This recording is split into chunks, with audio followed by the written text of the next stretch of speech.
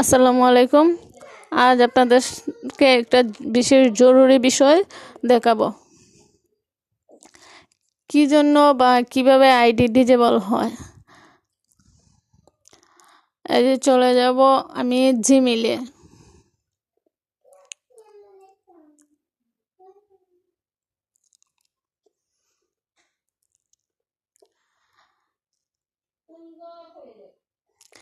এই যে এরকম মানে SMS আসে একই ডিভাইসে যদি আপনি দুইটা আইডি লগ ইন করেন বা যে ফোনে টাইম বাক্স আইডি ওপেন করা এই ফোন থেকে যদি আপনি হটস্পট নিয়ে আপনার ফোনে কাজ করতে যান তাইলে কিন্তু এরকম SMS আসবে।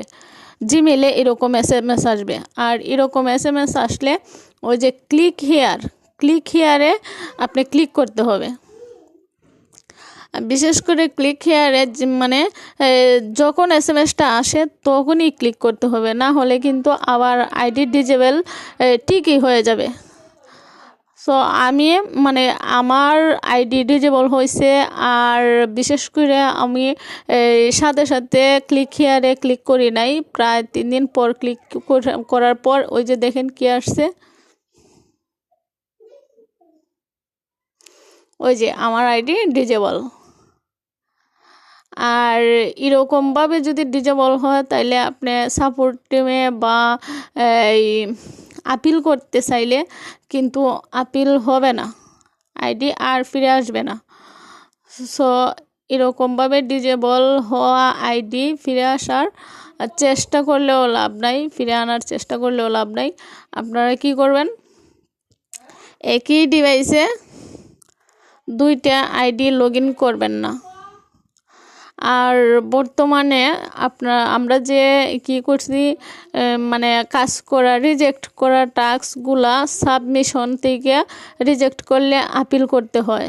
আবার এই সাবমিশন থেকে রিজেক্ট করা টাস্কগুলো ডিসপুটে যায়, তো ডিসপুট থেকে কিন্তু আপিল করতে হয়।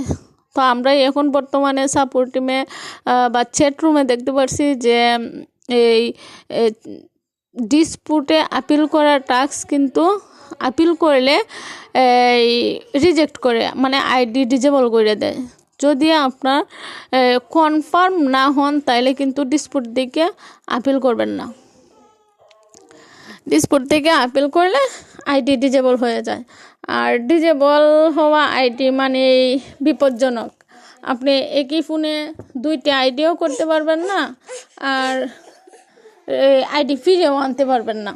সো টাইম বাক্স কাজ করতে গেলে খুব